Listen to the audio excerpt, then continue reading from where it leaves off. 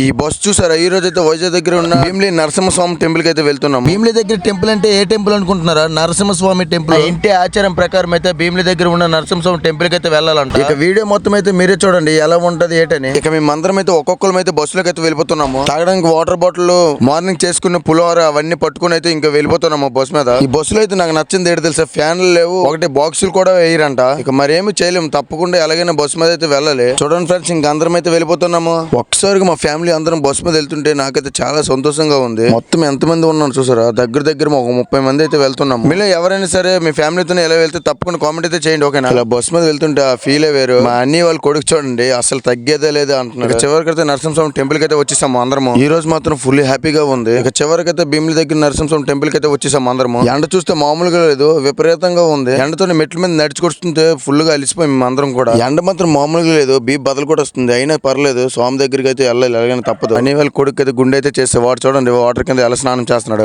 భీమిలి దగ్గర ఉన్న లొకేషన్ చూస్తుంటే మామూలుగా లేదు. ఇక దర్శనం మొత్తం అయిపోయిన తర్వాత ఇంటికైతే బయలుదేరారు. ఈ వీడియో ఎలా ఉంది తప్పకుండా కామెంట్ అయితే చేయండి, ఓకేనా? లైక్ చేయడం మాత్రం మర్చిపోకండి. ఒక బై ఫ్రెండ్స్, మళ్ళీ నెక్స్ట్ వీడియోలో కలుద్దాం.